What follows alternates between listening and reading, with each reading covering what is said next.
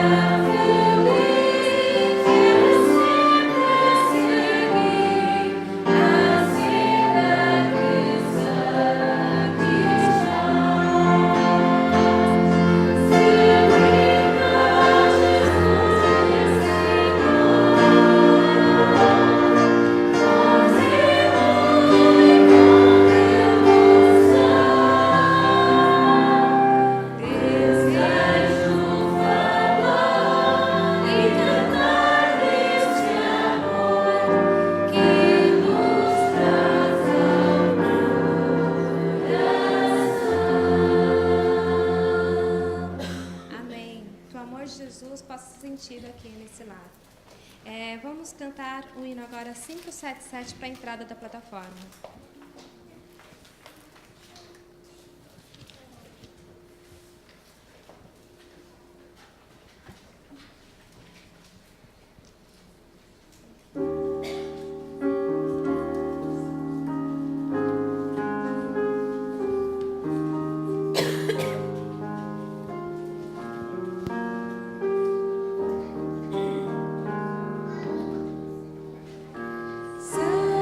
Santos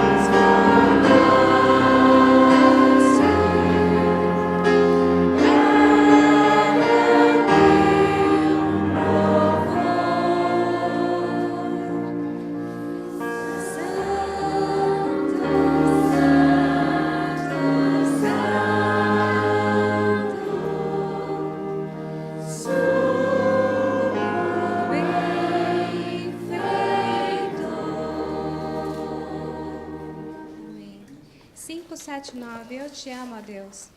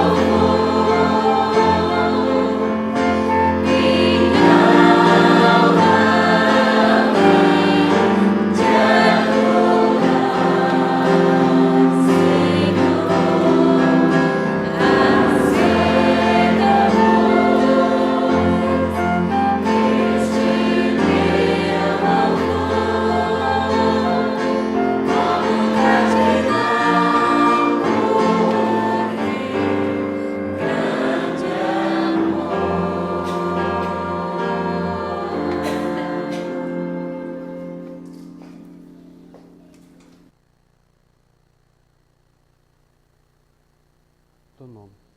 Nesta hora, ó Pai, com humildade, imploramos que a Tua presença esteja no nosso meio e tudo aquilo que se vai dizer e fazer seja para te honrar e glorificar o Teu santo nome. Em nome de Jesus. Amém. Vamos continuar.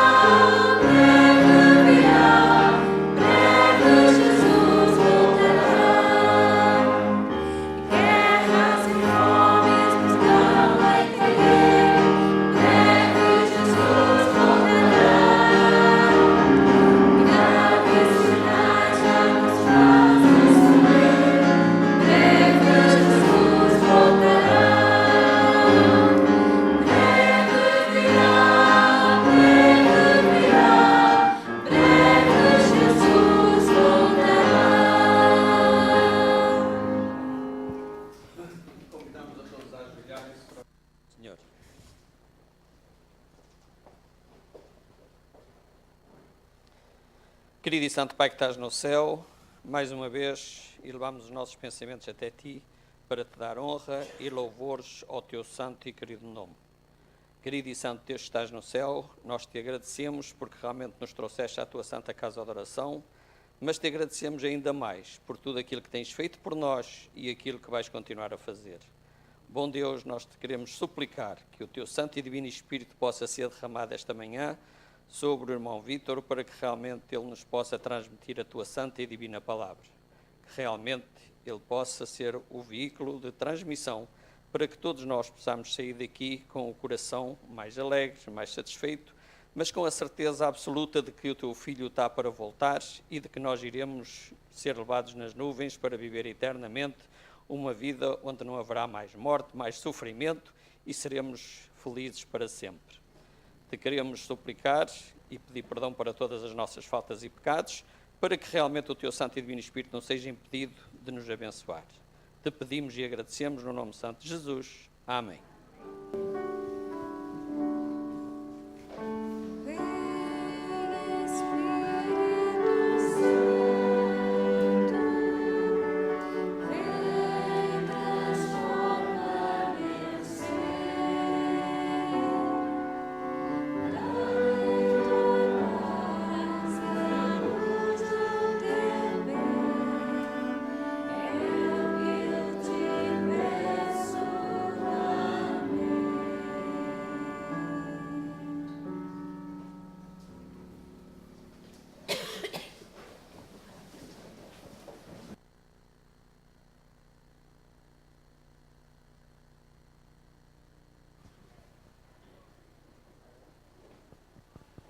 Agora chegou o momento de nós contribuirmos com um pouco do muito que Deus nos dá, através dos dízimos e das ofertas. Pedimos às irmãs diaconisas fazer o favor de levantar ao som do hino. 589, a melhor dádiva.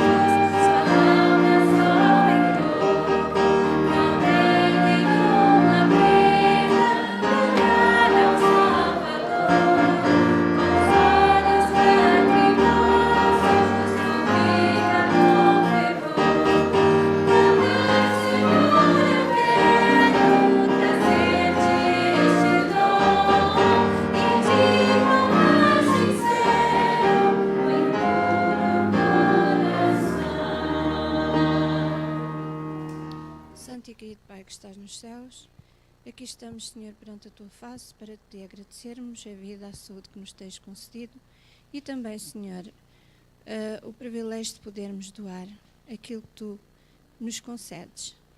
Queiras, Senhor, dirigir estas ofertas de modo que elas possam ser um êxito para a Tua obra e que Jesus possa vir em breve. Fica conosco, nos dirige em todas as atividades, com a bênção de Teu Filho, nós tudo Te agradecemos. Amém.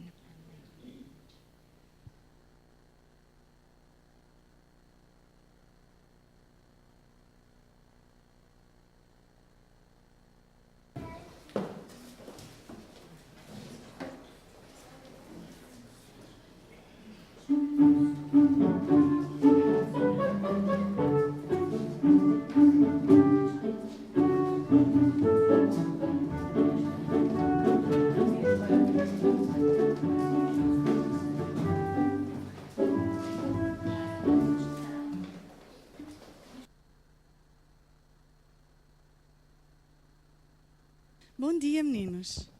Estão bons? Estão tão caladinhos. Vocês tomaram um pequeno almoço? Eu comi um iogurte de amoras, muito bom, com alguns figuinhos que fui apanhar ali numa figueira ao pé da minha casa que está abandonada. Estão bons? Eu hoje desejo um sábado cheio de alegria. Só quero saber se todas as crianças estão aqui à frente. Alguém pode ter retirado? Está a chegar mais dois?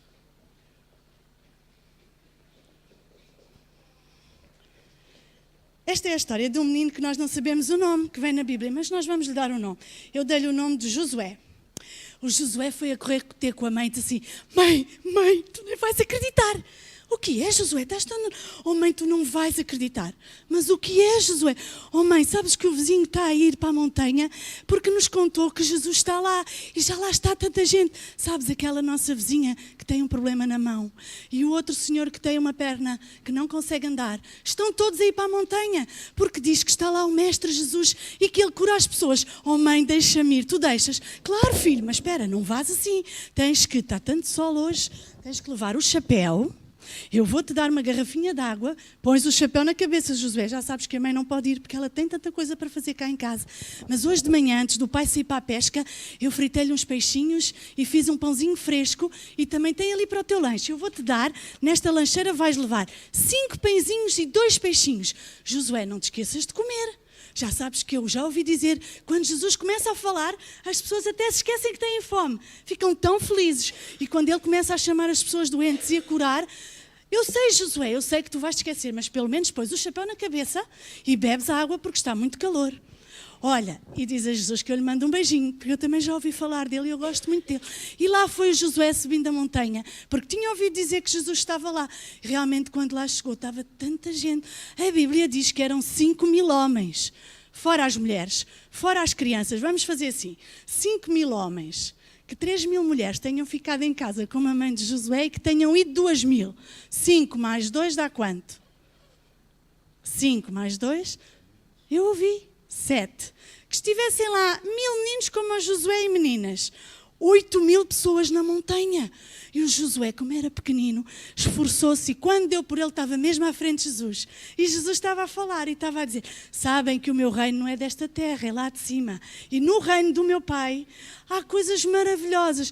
Lá é como aqui que eu quero, que vocês gostem todos uns dos outros, que sejam amigos, que se amem, que visitem os doentes, que orem por aqueles que estão tristes, que deem de comer aos que não têm comida. E o Josué dizia, realmente também tem razão.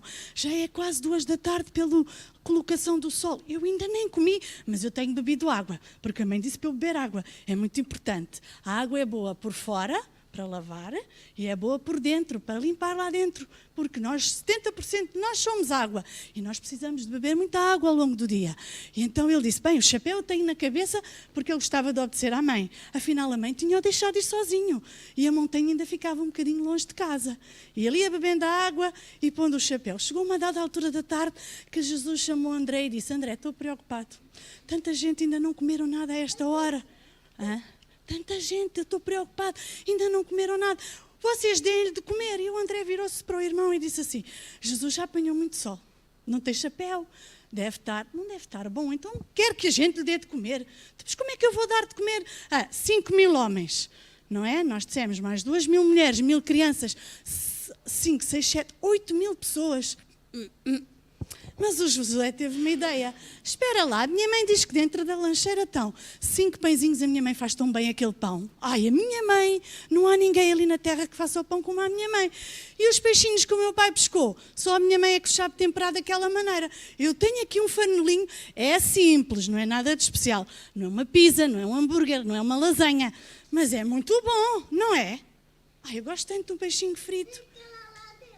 É o que está dentro da minha lancheira. Esta lancheira é uma lancheira do Redondo, uma terra aqui do Alentejo. Mas de certeza que a lancheira do Josué não era assim, era de palhinha, não era de metal. E ele disse assim, já sei, pelo menos posso oferecer o meu lanche a Jesus.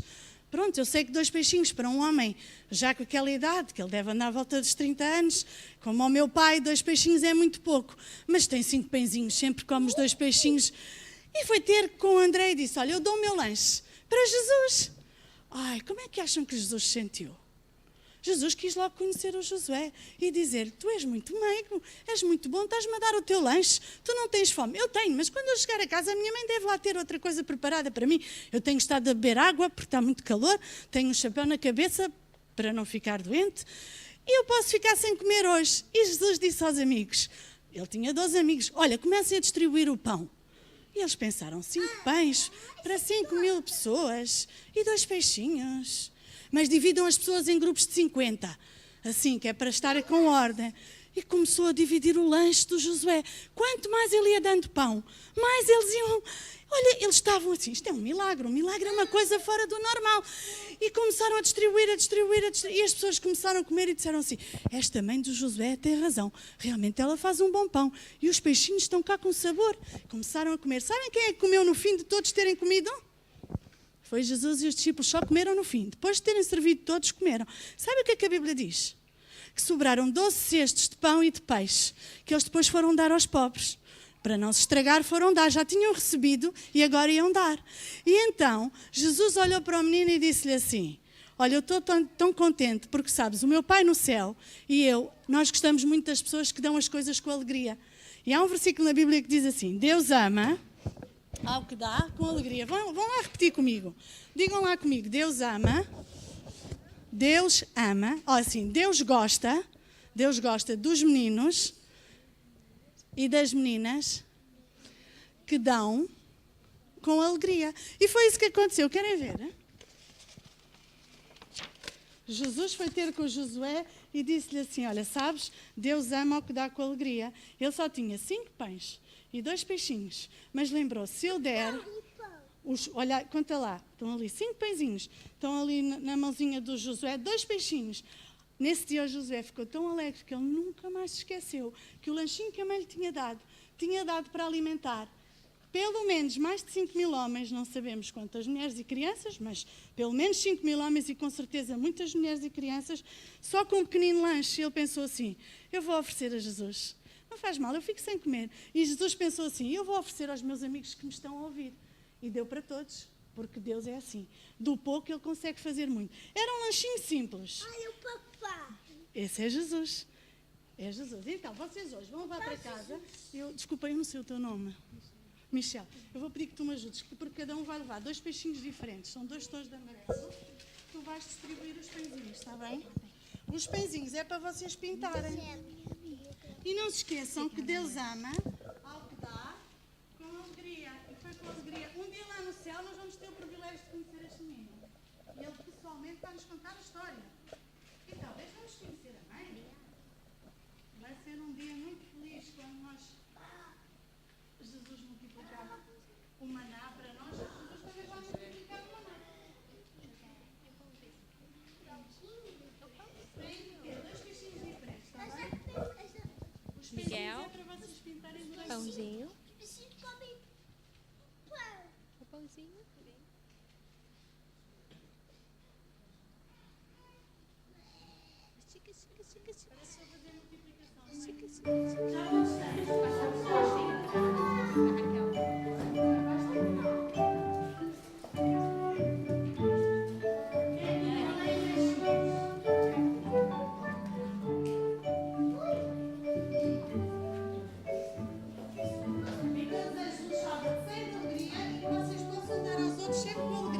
Isto é para a Mafaldinha.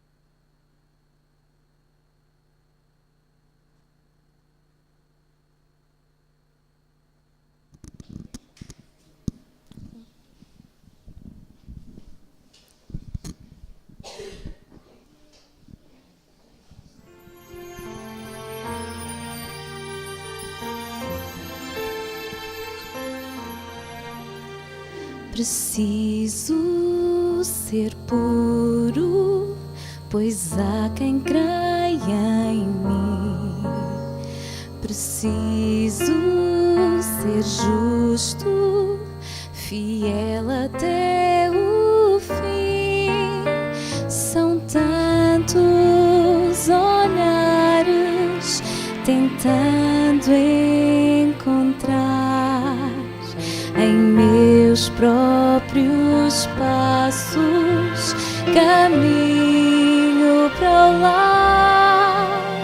Preciso ser forte, pois muito há que enfrentar. Buscar de joelhos poder para andar. São tantos pesares e o mal a rodear, que nada no mundo desvie o meu olhar. Meus lábios são teus, são tuas as minhas mãos, meus pés onde queiras, ali estarão. E que ao meu redor conheçam o Deus a quem sirvo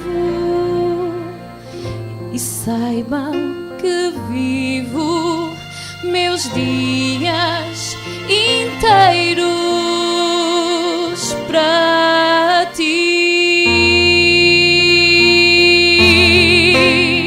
Meus sonhos te entreguei, meus bens, meu futuro, para estar onde pedes, para ter o que deres, para ser o que queres, por seres meu Deus. Meus lábios são teus, são tuas as minhas mãos, meus pés onde queiras, ali estarão. E que ao meu redor conheçam o Deus a quem sirvo e saibam que vivo meus dias inteiros, e saibam que vivo meus dias inteiros para ti.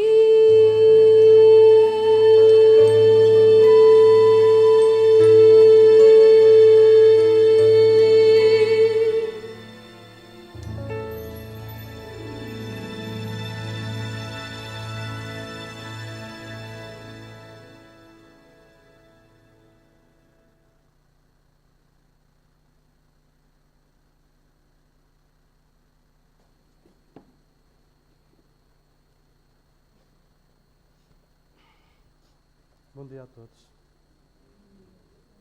Tomar um pequeno almoço. Eu não posso ir aí cumprimentar todos pessoalmente, mas daqui envio o meu sorriso. Mas quero que agora vocês também deem um sorriso ao irmão que está ao lado, com reverência, está bem? E assim faz jus àquilo que Davi um dia disse.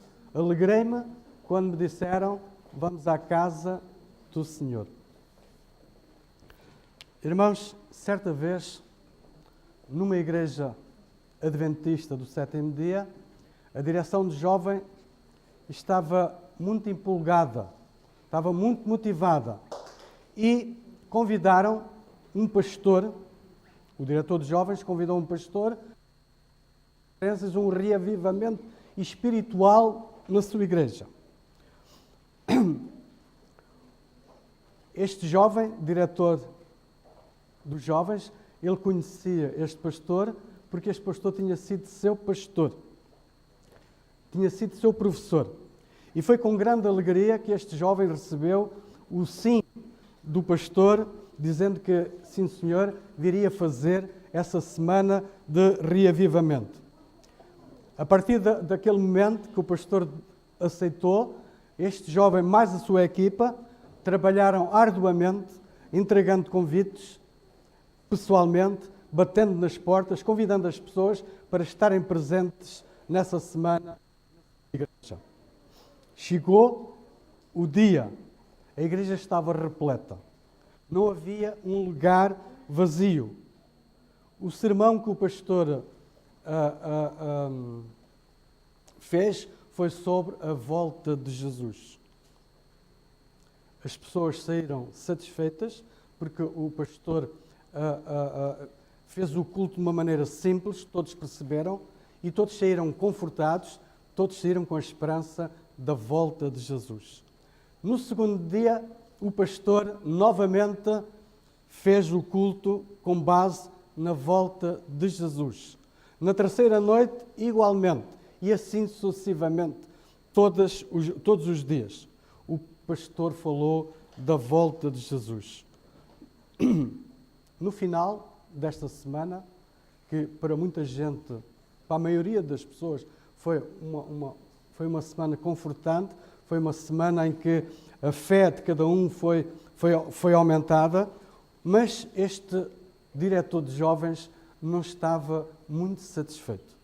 Ele dirigiu-se ao pastor no final do último sermão e perguntou: pastor, qual foi a razão que levou o pastor só a falar da volta de Jesus? Será que o pastor não tinha outros temas mais atuais, mais relacionados com a juventude de hoje? O pastor ouviu, deixou falar e depois calmamente deu-lhe a explicação. Sabes, há bem pouco tempo, os meus pais e a minha irmã, única, tinham um estabelecimento de pirotecnia. Um dia houve um incêndio, um grande incêndio. Os meus pais e a minha única irmã morreram carbonizados. Agora foi a vez do pastor fazer uma pergunta ao jovem. Meu jovem irmão, que outro assunto posso eu pregar? Eu almejo, do fundo do meu coração, muito em breve abraçar os meus pais e abraçar minha irmã. Enquanto eu for vivo, o assunto que irei pregar será sempre sobre a volta de Jesus. A dor da saudade daquelas pessoas que partiram sem dizer adeus fazia com que aquele pastor salientasse nas suas pregações a volta de Jesus. Irmãos, só Deus é capaz de preencher esse vazio que fica no coração. Deus preencheu o vazio no coração daquele pastor, motivando-o a pregar sobre a volta de Jesus. Porque esse pastor tinha a certeza, ele tinha a certeza que Jesus em breve voltaria. E tinha a certeza que quando Jesus voltasse, haveria a ressurreição e ele aí podia abraçar os seus pais novamente e a sua irmã. E nós?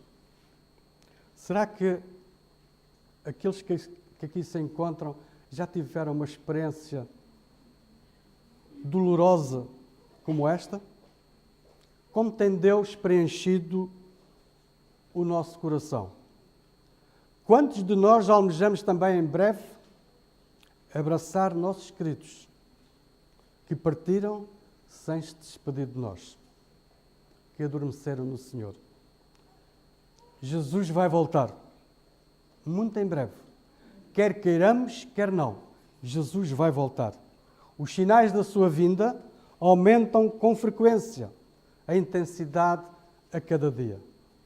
Eventos destruidores da natureza, o aumento dramático do espiritismo, a deterioração das economias a nível mundial, a desintegração da sociedade e dos seus valores familiares, a descrença da autoridade em Deus e na sua palavra e nos 10 mandamentos, a criminalidade e a decadência moral, guerras e rumores de guerras, fomes. Irmãos, mais de 20 milhões de pessoas hoje passam fome. Se olharmos para países como o Sudão, a Somália, o Nordeste da Nigéria, irmãos, todos estes sinais apontam para o clímax da história da Terra e do retorno de Jesus. É um privilégio muito grande e motivo de oração, de gratidão que nós temos, nós, aqueles que se encontram aqui neste lugar, aqueles que nossos irmãos também nesta hora estão a adorar o nosso Deus, é um privilégio muito grande. Mesmo no meio da confusão, mesmo no meio da incerteza em que o mundo vive, podermos descansar e colocar a nossa vida nas mãos de Jesus e na sua palavra. Lâmpada para os meus pés é a tua palavra e luz para o meu caminho. A Bíblia contém um relato das origens, contém um registro confiável de salvação, contém um vislumbre glorioso da nossa libertação através da vinda de Cristo. Como adventistas do 7º dia, aceitamos a palavra de Deus como o GPS mais credível para nos levar à Canaã celestial. Foi com o poder da sua vontade, foi com o poder da sua verdade que Deus esculpiu neste mundo caótico a Igreja Adventista do 7º dia. E nós, como seus membros, devemos ser um povo peculiar, devemos ser um povo remanescente para levar Jesus ao mundo. Pedro deixou um versículo escrito para nós hoje. É um versículo que nós vamos ler, é um versículo que vem muito depois daquilo que Deus incumbiu a Israel. Talvez é a continuação da incumbência que fez ao povo de Israel. E este falhou. Jesus agora não quer que nós falhamos. E Pedro deixou-nos este versículo. Possamos abrir as nossas Bíblias em 1 de Pedro 2:9. E eu agradecia que o irmão que encontrasse, 1 de Pedro 2:9, que lesse calmamente, devagar, para que nós possamos compreender. 1 de Pedro 2:9.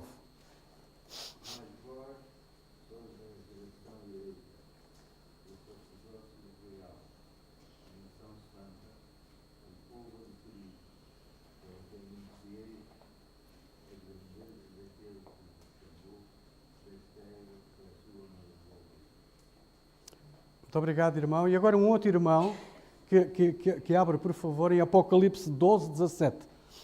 É a ênfase que João dá a este versículo de 1 de Pedro 2:9.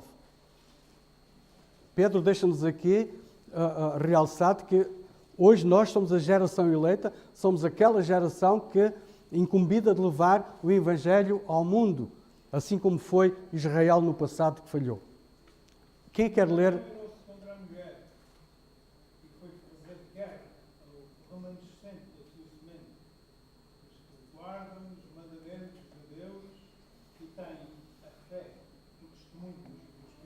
Obrigado, irmão. Um povo que guarda os mandamentos de Deus e tem a fé de Jesus. Esta é a geração eleita que faz, que Pedro menciona nas Sagradas Escrituras. O tempo em que vivemos, segundo o Espírito de Profecia, e nós vemos a cada passo, são tempos solenes, tempos de preparo. Em Testemunho para a Igreja, página 592, diz o seguinte: pela investigação meticulosa das profecias, entendemos onde estamos na história do mundo. Sabemos com certeza que a segunda vinda de Jesus está próxima. É um pensamento que vem em Testemunhos para a Igreja, na página 592.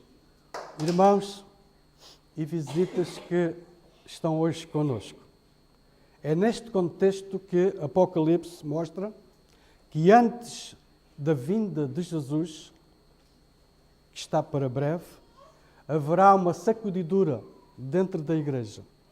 Haverá um arrebatamento na sua igreja. Existem dois textos que retornam claro a regimentação das pessoas, forças e poderes com vistas a este confronto. Em Apocalipse 14, que nós temos ainda, a semana passada ouvimos, o pregador mencionar, em Apocalipse 14, 6, 7, 8 e 9, vamos ler o seguinte. Apocalipse 14,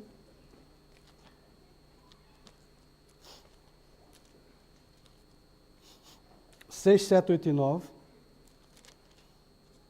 que diz o seguinte, versículo 6. Vi outro anjo voando pelo meio do céu, tendo o evangelho eterno para pregar aos que assentam sobre a terra, e a cada nação, tribo, língua e povo. Versículo 7. Dizendo em grande voz, temei a Deus e dai-lhe glória, pois é chegada a hora do seu juízo, e adorai aquele que fez o céu e a terra, o mar e as fontes das águas. Versículo 8.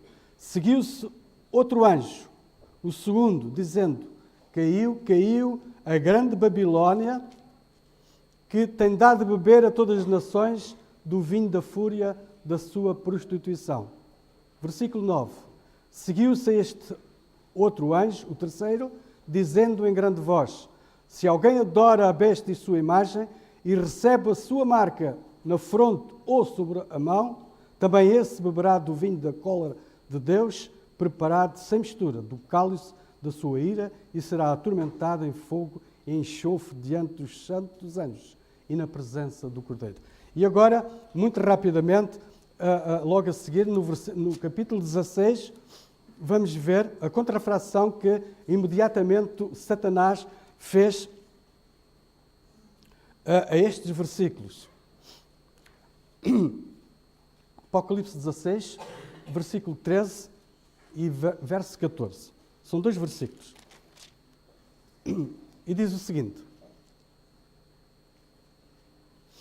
Então, vi sair da boca do dragão, da boca da besta e da boca do falso profeta 3 espíritos imundos e semelhantes a rãs, porque eles são espíritos de demónios, operadores de sinais, e se dirigem aos reis do mundo inteiro com o fim de ajuntá-los para a peleja do grande dia de Deus Todo-Poderoso.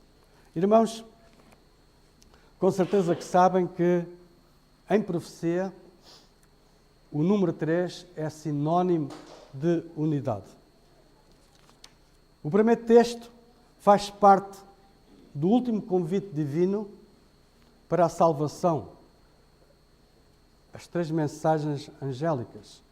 O segundo texto faz parte da última investida do inimigo para levar o ser humano à perdição. Terceira, mensagens satânicas. O inimigo sempre se opôs aos planos de Deus. Sempre foi assim, não será diferente nesta reta final. O livro de Apocalipse é um livro cheio de simbolismo, mas também cheio de contrastes. No capítulo 18 nós vamos ver aí Babilónia e Jerusalém. No capítulo 17, mulher prostituta, símbolo da igreja decaída, contra a mulher pura, símbolo da igreja remanescente. A besta contra o cordeiro, capítulo 13. Besta, poder satânico. Cordeiro, Jesus, o libertador. E também as 3 mensagens angélicas que acabamos de ler nas Sagradas Escrituras. Capítulo 14 e o capítulo 16. Este capítulo 16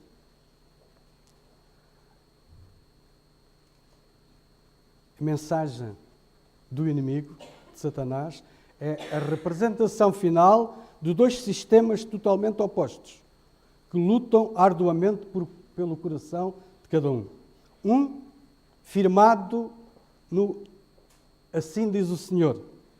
Aqui está a perseverança dos santos, daqueles que guardam os mandamentos de Deus e têm a fé em Jesus. Assim diz o Senhor. Base no Apocalipse, capítulo 14. E outro firmado no assim diz o homem. Em 16:14, como lemos, são os espíritos de demónios que operam sinais e vão ao encontro dos reis de todo o mundo, a fim de congregá-los para a grande batalha naquele dia, unindo-se num esforço desesperado. E os irmãos sabem porquê? Porque eles sabem que têm pouco tempo para impedir o cumprimento final do propósito de Cristo. Deste conflito vai resultar destinos bem diferentes e para a eternidade. Em Mateus 25, 34 e 41, nós vemos que, no versículo 34, que aqueles que perseverarem até ao fim são aqueles que herdarão a vida eterna. E os outros, no versículo 41, são colocados ou são dirigidos à morte eterna. O resultado é este: vida eterna, morte eterna. Esta união entre os governantes do mundo inteiro não é fruto de uma ação meramente humana. A profecia é clara: espíritos de demónios operam sinais que conduzem o processo, fazendo promoção das principais forças políticas e religiosas da Terra. Apocalipse 16, 13 a 16, revela que 3 poderes dariam início e que Satanás está por detrás destes poderes. As 3 rãs que acabámos de ler são símbolos de 3 espíritos imundos, os 3 anjos caídos. A Bíblia é bem clara quando transmite a cada um e está narrado em Lucas 18, 8, e diz: quando vier o Filho do Homem, porventura haverá fé na terra? No livro A Sedução do Cristianismo, escrito por um tal David Hunt, página 9, diz o seguinte: a nossa convicção profunda, baseada em anos de pesquisa e de muitas evidências, é que o mundo secular está nos estágios finais da sua derrota. Aquele engano que Jesus e os apóstolos profetizaram que iria acontecer antes da volta de Jesus, estamos profundamente preocupados, porque milhões de crentes estão se tornando vítimas desse engano. Mas que engano? Nunca a sociedade em que vivemos esteve tão influenciada por ideias ocultistas, esotéricas, magias, como nos dias de hoje. E nós vemos, eu agora estou licenciado, há 2 anos para cá, estou licenciado em desenhos animados, sei muito bem o que é a Patrulha Pata, sei muito bem o que é lá aquilo dos animais, que nem sei o nome. Irmãos, se vocês virem com atenção, todos, a Princesa Sofia e a outra, que eu não sei o nome agora, como é que se chama? A Sofia e a Elsa. Lá está também a magia, e esta geração está a ser alimentada com estas coisas. Esta geração está a ser alimentada com estes enganos.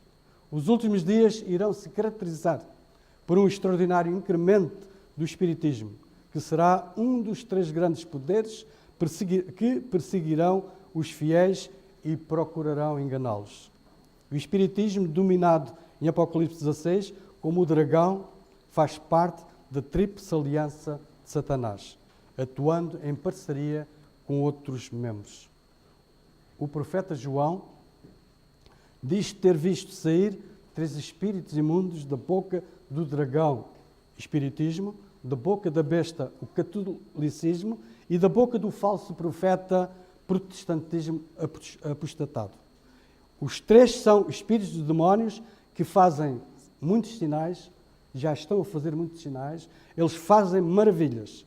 Destes 3 espíritos, o dragão, o espiritismo é aquele que domina, é aquele que supera os outros. No livro Primeiros Escritos, na página 60, diz o seguinte: breve virá o tempo que teremos que segurar firmemente os fortes braços de Jesus, pois todos estes grandes sinais e poderosas maravilhas do diabo se destinam unicamente a enganar o povo de Deus e a derrotá-lo. No conflito dos séculos, na página 653, a crença nas manifestações espiritualistas abre a porta aos espíritos enganadores e doutrinas de demónios, e assim a influência dos anjos maus será sentida. Onde, irmãos? Lá fora? Cá dentro. Ainda na página 639 do Grande Conflito, diz: comunicações por parte dos espíritos declararão que Deus os enviou para convencer do seu erro os que rejeitam o domingo. Portanto, comunicações por parte dos espíritos eles declaram que Deus os enviou para convencer do seu erro os que rejeitam o domingo, afirmando que as leis do país deveriam ser obedecidas. Embora seja notório, o espiritismo domina já faz algum tempo. Atualmente estamos vendo certos movimentos que convergem para esse ponto. Com certeza que já ouviram falar da nova era. O escritor Marcos André, no seu livro Nova Era, páginas 61 e 62, escreveu o seguinte: existe um movimento de proporções mundiais preparando esse caminho por intermédio de mistificação. As barreiras do ceticismo têm caído e um número cada vez maior de pessoas aderem a estas crenças místicas. O movimento da nova era, com raízes no ocultismo, consegue chegar a todas as classes. O movimento da nova era é o grande responsável pela explosão do espiritismo em todo o mundo. Também o pastor, para alguns conhecido, o pastor Mário Veloso, que pertenceu à Conferência Geral, ele escreveu há uns anos atrás: eu vejo que o movimento da nova era será o elemento de união para todos os poderes da Terra. Quando falo poderes, diz ele, estou-me referindo a poderes políticos e estruturas religiosas, como igrejas cristãs ou não. Diferenças estão sendo eliminadas entre governo e igrejas. Este é o trabalho da nova era, falar do que há em comum entre todas as organizações. Com certeza que vocês sabem, têm lido, como eu, que o atual presidente dos Estados Unidos da América está ladeado de gente cristãs. Inclusivamente, pastores adventistas estão lá. E sabem que eu li, não sei se é verdade ou mentira, mas eu acredito que seja verdade.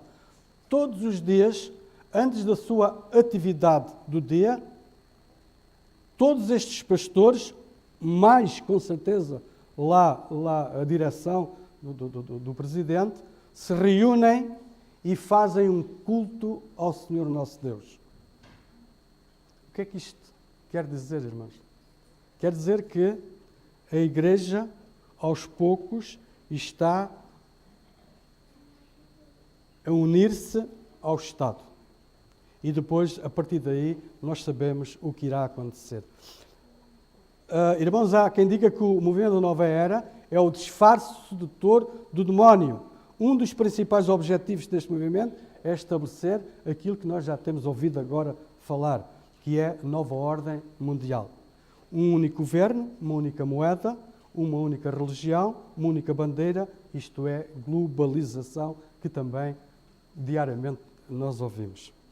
Em Apocalipse 12:9, diz que aí foi precipitado o grande dragão, a antiga serpente que se chama Diabo e Satanás, que engana todo o mundo. Ele foi precipitado na terra, ele e os seus anjos. Satanás é a mente que está por trás do movimento da nova era. Ele quer tornar cada ser humano seu súdito.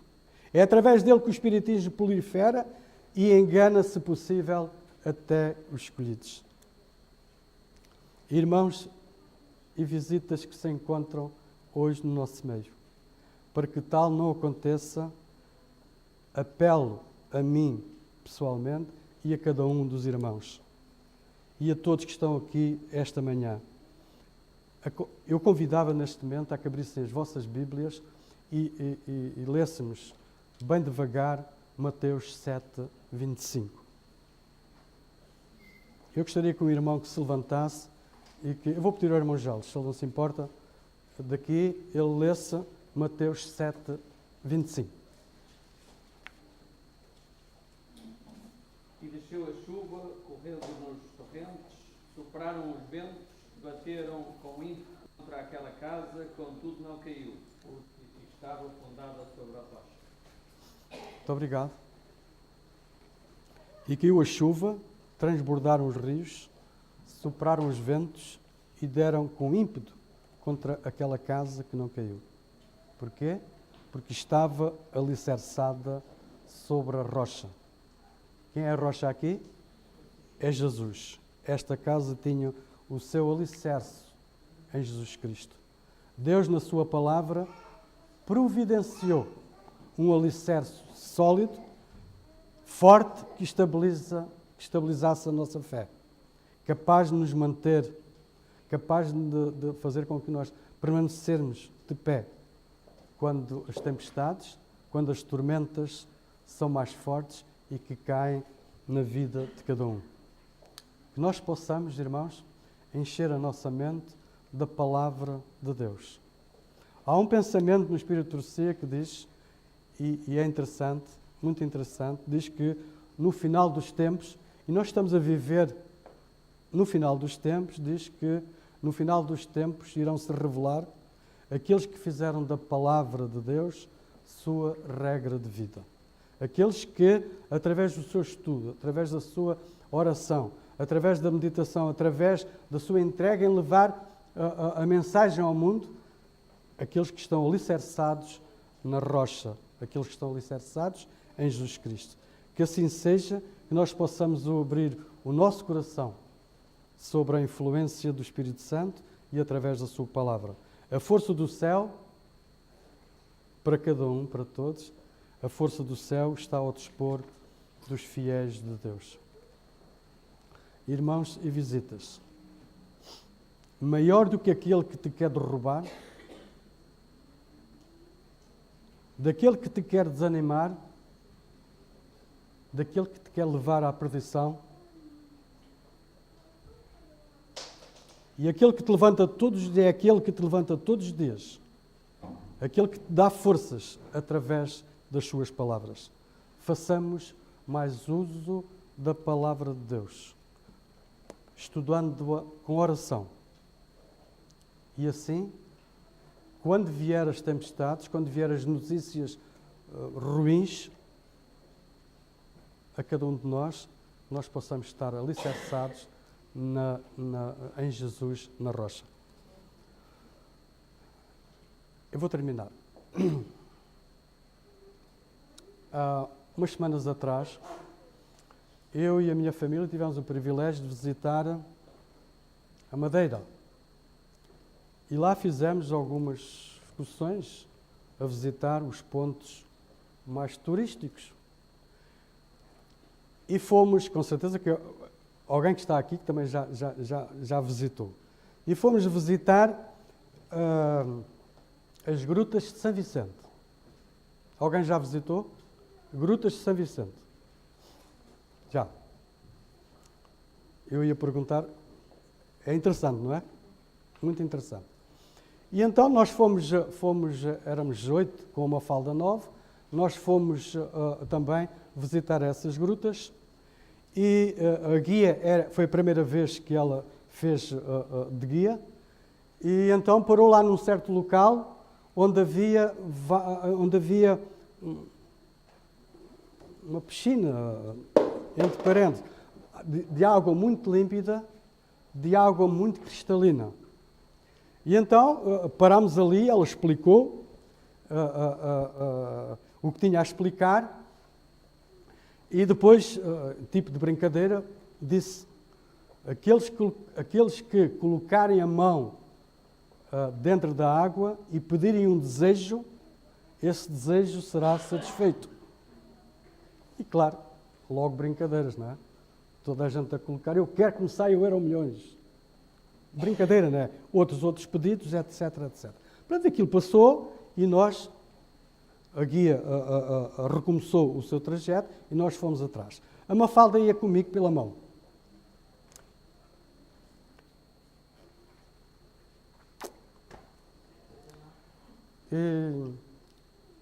E aperta-me na mão quando a gente seguia a guia e diz: avô, eu quero fazer um pedido. E eu disse: então estivemos ali, tu não fizeste pedido nenhum, e agora é que vamos... avô, mas eu quero fazer um pedido. E eu peguei nela ao colo e levei-a lá. Agarrei nela e ela levou lá a mãozinha à água. Irmãos, sabem qual é que foi o pedido que ela fez? Jesus, cuida de mim. Tenho 4 anos. Jesus, cuida de mim.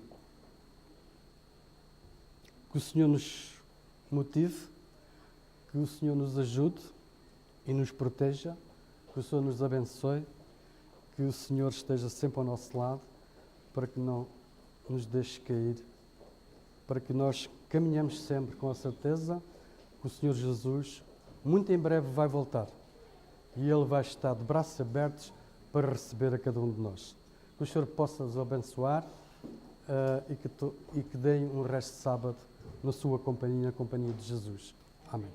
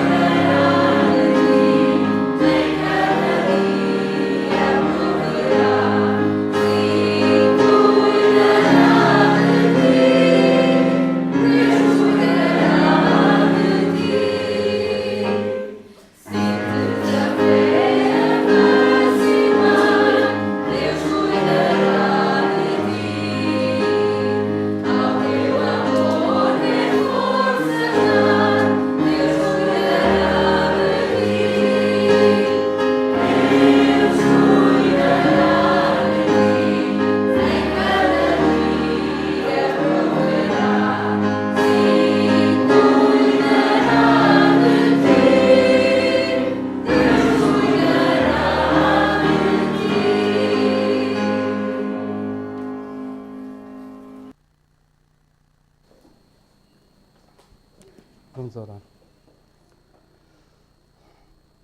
Senhor nosso Deus, nosso Pai, nosso amigo, nós temos a certeza que Tu cuidarás de cada um de nós que aqui está presente. Mas também, Senhor, nós sabemos que Tu queres motivar a cada um de nós a estudar a Tua palavra, a fazer mais uso da oração, da meditação e também, sobretudo, levar a mensagem àqueles que ainda não conhecem. Humildemente peço, Senhor, que nos abençoes, que nos dês forças para caminhar ao Teu lado até à Canaã celestial. Que nós possamos sair hoje daqui com a certeza que Tu muito em breve vais voltar. Com a certeza que Tu vens buscar os Teus filhos, aqueles que fizeram a Tua vontade, aqueles que perseveraram até ao fim. Aqueles que colocaram os ensinamentos da Tua palavra na sua vida. Aqueles que fizeram da Tua palavra a regra da sua vida. Nós sabemos e estamos convencidos, estamos convictos disso. Mas também sentimos que o inimigo muitas vezes nos quer derrubar, nos quer desanimar.